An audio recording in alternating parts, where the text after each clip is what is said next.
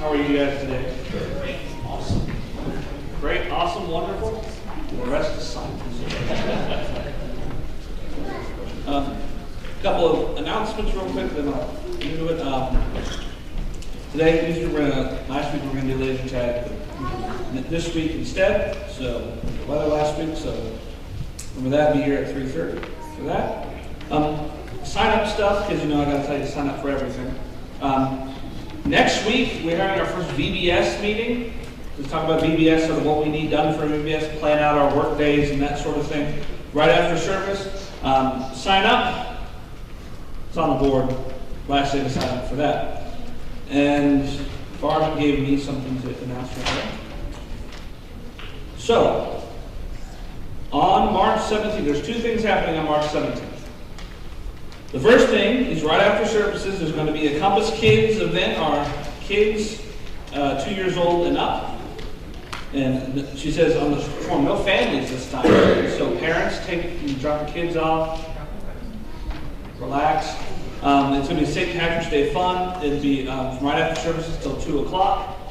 But you do have to come get your kid at 2 o'clock. Non-negotiable. Must come collect your child. Yes, but there is a sign-up sheet for that. So March 17th, Compass Kids, right after church. On that day. But also on March 17th, in the evening, Axel calls up this, we're going to have a fundraiser for our mission trip. There are some of the kids have requested fundraising for their mission trip this year to Milwaukee. And so we're going to have a spaghetti dinner. The sign up, the entry fee is just whatever donation you feel to give. But what we're also going to do is, the springtime's coming and everyone needs yard work and housework done. And they don't know this, but I've already volunteered all of them to be auctioned off to you to do some work. So you'll be able to buy a kid, buy a teenager, they'll come, they'll work for you, But it all goes to helping with the mission trips. And, even if they raise over for this mission trip, for future trips, and for other events we do. So please sign up for that. We want a whole lot of people to come to support them. It'll be 5 o'clock on March 17th. It's a kind of easy spaghetti dinner, free meal, and then you get to hire slave labor if you wish. Yeah. Working to death, please, I'm sure the parents really want them to learn something. So that's what's going on with the announcements. To sign up for all that kind of stuff. We have a whole bunch of stuff going on. That's really good. Okay. I'm doing a hand gesture so I know in the recording when to start, because no one wants to hear the announcements from the sermon when they're watching the sermon video. So that's for me. I'm not waving unless you want to wave back. That's for my own sake. All right, so in today's world, I think we all know this. It's something you see every day. The world's kind of messed up. It's really messed up. It doesn't take much. It takes turning on the local news or the national news or a newspaper or an app. If you're fancy, you get a news app on your phone. And almost all the stories are just negative. It's depressing. It's sad. It's killings and hate crimes and robberies and some new insect just went extinct because of climate change or whatever it is. It's just non-stop. Governments can't get anything done. There's revolts and mobs and everything else.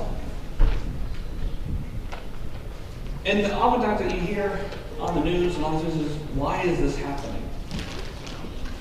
Why is it happening? What's wrong with the world? But as Christians, we know what's wrong. Well, we have an answer. It's sin. Sin is what's wrong with the world, because people, all of us, are fundamentally broken. At some level within us, deep in our core, we are broken. It doesn't take much to see it. We have all experienced it. Every time we've been deathly sick, you're experiencing the brokenness of this world. Anytime we lose a loved one, we feel the brokenness of this world. Anytime a relationship ends, that something goes wrong, then you have the friends who you just stop talking to, who turn toxic sometimes, or maybe it just fades away. No reason. Maybe distance, being busy, and it just stops. And it hurts. We feel the brokenness of the world. It's all around us. We all experience it. And there's always that moment in life when you really first feel how broken everything is for the first time. It really is. When my mother passed away 3 years ago, before that I was the tough. I tried to be the, I was a young man, I was trying to be tough. Men don't cry. You watch that movie and you're just like, it's getting me, but I'm not going to cry. Even when you're by yourself and there's no one to watch. You get that going and you don't want to cry, because that's not what you do. That's not how you behave. And I used to think that way. I was always I would be again on when I was a youth group, going on mission trips and everyone would be crying. I'd be the guy that wasn't crying. That's probably because I'm just not that emotional to begin with. But also, I didn't want to cry. Not in front of people. Which is weird, because that's not what I was taught. My father, who I love dearly, who will probably watch this and get mad at me for saying this, he was not afraid to cry. He cried at movies. He cried when something bad happens. He would open the cry in front of us, cry with us and hug us. And be very good example and role model and all that.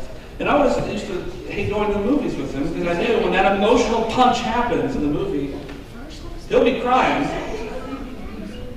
And I have to be sitting next to him like, I don't know him. But of course, he would see it and then just put his arm around me and hold me close and cry. But I didn't really want to cry. And then my mother passed away. And then I realized crying is normal. And I felt broken. That whole situation, my life shattered. And I'm still broken from that. I'm still not fully recovered. I never will fully recover. And that was the first time I really felt it. It's something you know. It's something you see. I mean, kids in preschool and elementary school, they have fallings out with their friends.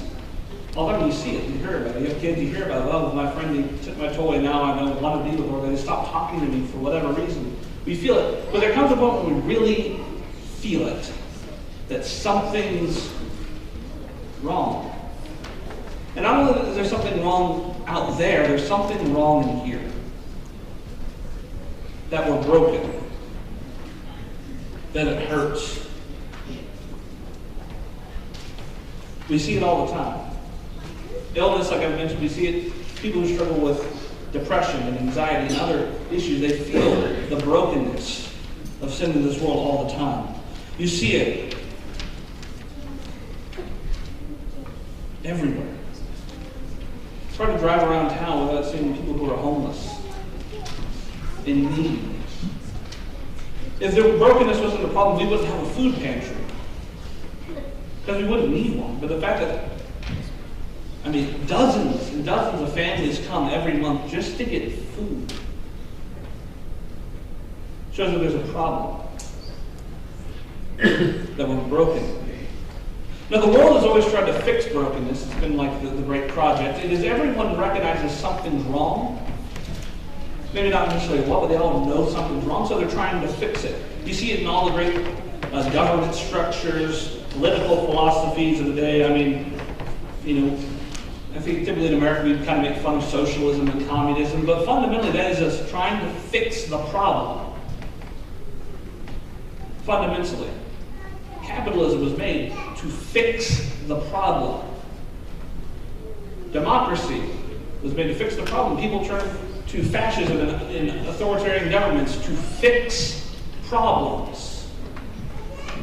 But none of it works. And we're still broken and confused and weak. But the great thing about the gospel of Jesus Christ is that God does not expect us to be anything else. He doesn't come to us and say, well, you need to get your life together and then I'll save you and help you.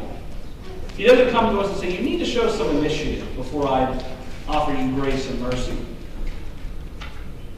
There's no 12-step plan. There's no medications. There's no therapy visits, even though these are all good things. He comes to us in our weakness and says, it's okay that you're weak. It's okay.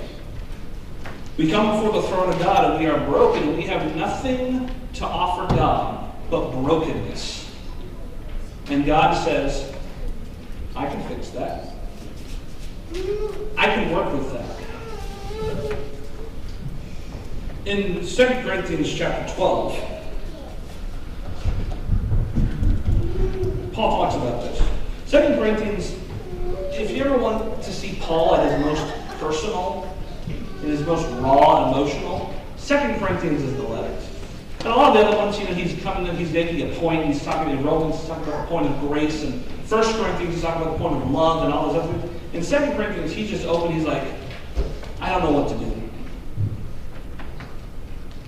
I'm broken. So in 2 Corinthians chapter 12, starting in verse 7, so to keep me from becoming conceited because of the surpassing greatness of the revelations, a thorn was given me in the flesh, a messenger of Satan to harass me, to keep me from becoming conceited. 3 times I pleaded with the Lord about this, that it should leave me. The people have always debated, what is the thorn? It doesn't matter.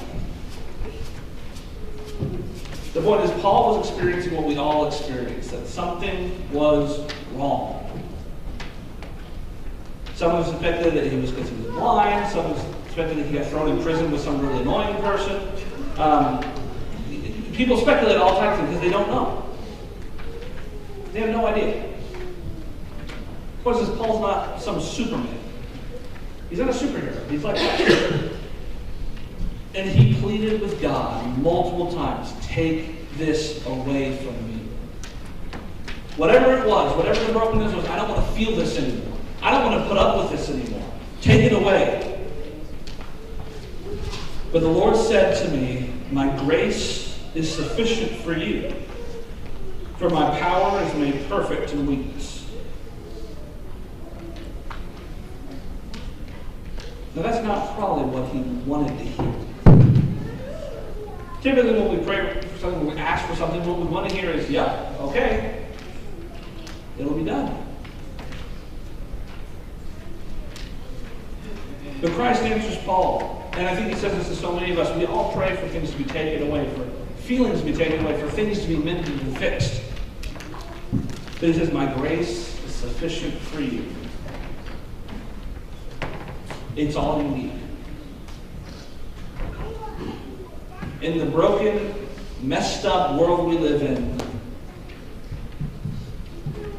God's grace is sufficient for you and for me. It doesn't always seem that way. I'll be the first to admit it. It doesn't always seem that way on the surface. Well, God's grace is sufficient, also a place to live and an income, that kind of stuff. A nice car, not the weird little box-shaped car that I have, but a nicer car. We start adding things on top of that, and that would be sufficient for me. But not here. That's not what it says. My grace is sufficient for you, for my power is made perfect in weakness. So we come to God, and all we have to offer is brokenness, and God uses it. You ever thought about the fact that God uses our weaknesses for His strengths, for His benefit? That it's often what makes us the most weak, that hurts us the most, God uses to benefit His kingdom and His church and His glory. We see this all the time. I think we see it all the time. I've seen people who struggle with depression, who they bring it to God and He uses that Because the fact that they're depressed because they care so much. And it depresses them that they can't help everyone. They can't do enough. And they always are measuring themselves up by the fact that they care so much. That God uses that to help them reach out to people who otherwise wouldn't be reached out to. We see all the time people who've been sick or have been injured in something who become the most inspirational people. Helping those who are going through sickness, helping the others who have, for example, those who have cancer, who then go and help people and are a witness to people. That was a weakness that God is using as a strength. We see it everywhere, that God's grace is sufficient, that His power is made perfect in our weakness. That all the time in our lives, God uses us, just as we are, unable to do a thing. And through us, He does wonders. When we look throughout the stories of the Bible, and you see this on Facebook. Abraham was a liar, and Moses was a murderer, and David was an adulterer, and you go through this. And it's kind of cliche at this point, but it's very true. Have you ever noticed that all the people, especially in the Old Testament and even in the New Testament, they're kind of worthless. They really are. They're really just the worst. They can't do anything. And then God makes a point to show His power through their weakness. The best example of all is in Jesus Christ, who is the one person we could say is not worthless. Has infinite worth.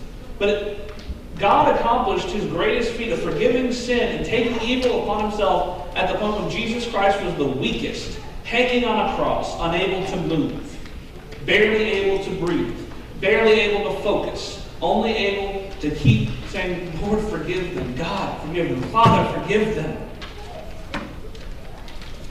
At the time when Jesus was asking, Father, why have you forsaken me? God was accomplishing the most wonderful gift of all, redemption and forgiveness.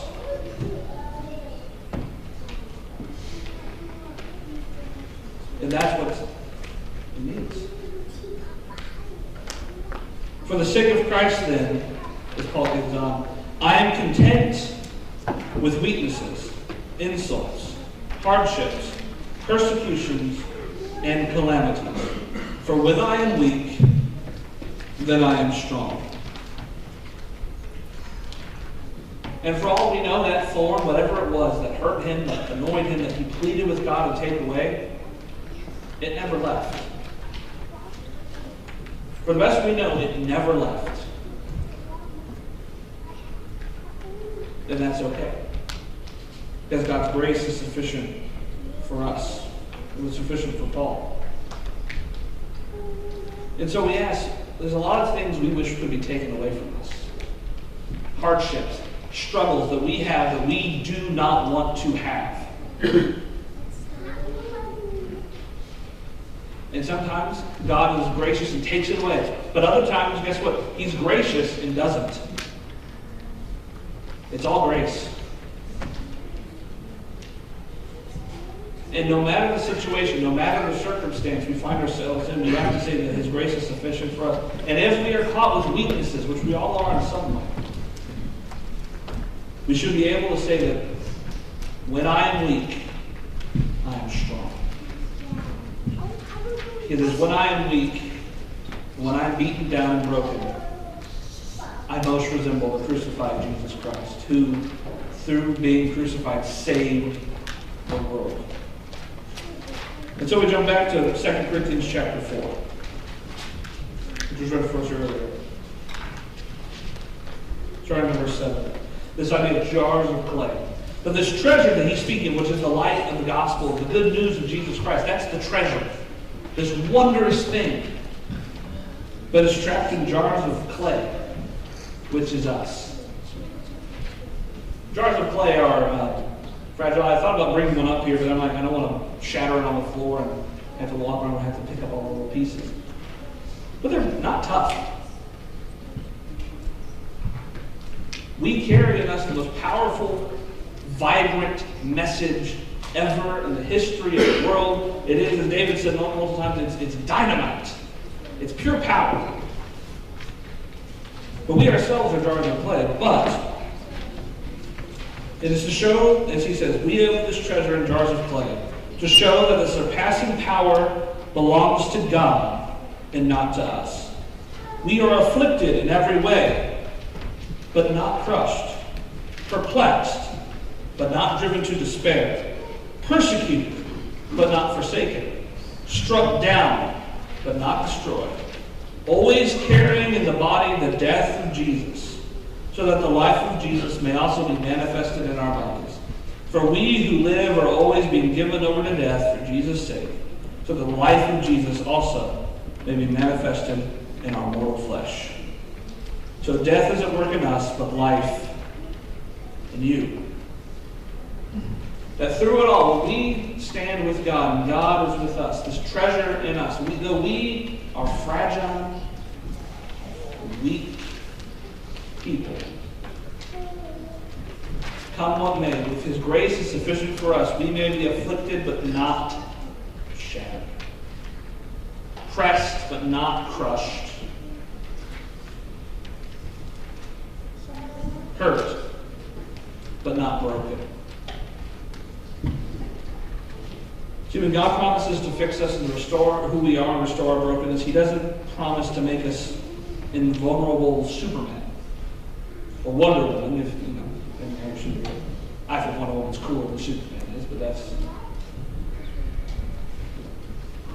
He promises that we'll survive. And He promises that through our weakness, through our pain, He will show His strength. And that's the promise. So as we go out to speak and we face whatever hardships, whether it's people we wish we would talk to that repair relationships, whether it's illness, mental, physical, whatever it is, if it's loved ones hurting, if it's something we're dealing with on our own, whatever it is, His grace is sufficient for us. That through our weaknesses, through our pain, we see His power. And it's important not to look at it all as a curse, even though it feels like one. And Paul certainly thought his felt like one too. But to look at it as an opportunity for God to show His greatness and His power. As we talked about some this week in our teen class and also last week, where our eyes are, where our hearts are, where our treasure is, our heart is also. Look for God's movement and power. And treasure, and there your heart will be. So if you need prayer, because we are broken, we are in pain, we are weak. We're called not to do this by ourselves, but with one another. If you need prayer, if you need love, if you need to come with the family, you can come out, or you can come later. Grab someone after church. But we invite you now as we stand.